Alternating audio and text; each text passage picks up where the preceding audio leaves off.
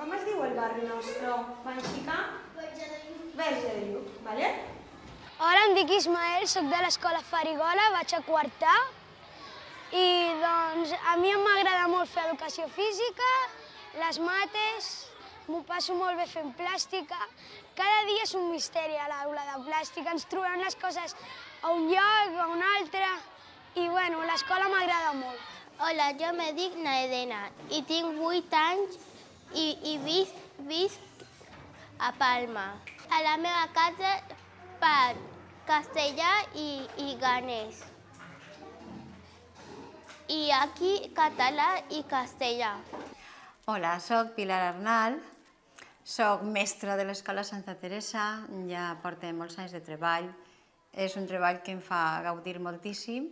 L'única escola d'ací de la ciutat que té absolutament totes les assignatures en valencià és aquesta, per això jo vaig decidir-me a vindre ací.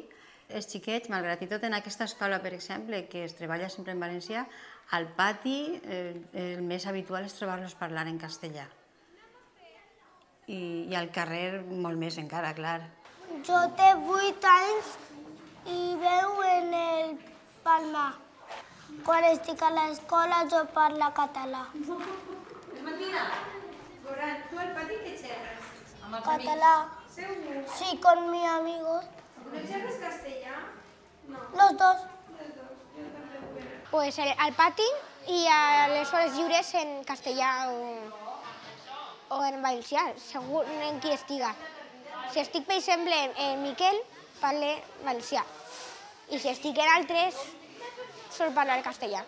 Nosaltres acostumem a treballar tot en català i per converses informals o per reunions o qualsevol document que donem les famílies, reunions que fem tant formals com informals, tot es fa en català.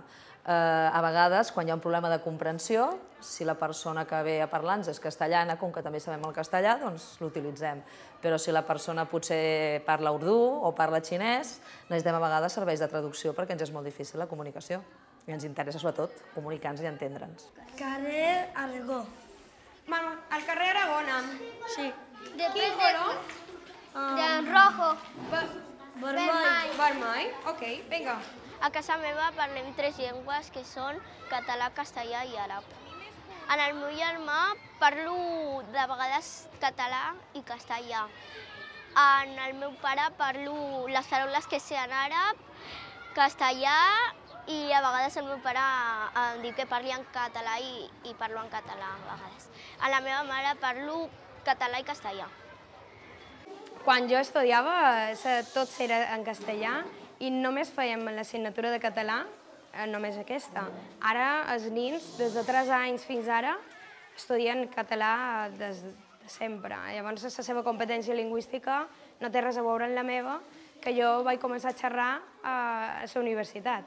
L'anglès em costa una mica, el castellà per mi és molt fàcil i el català també. Bueno, adeu, me'n vaig a jugar amb els meus amics.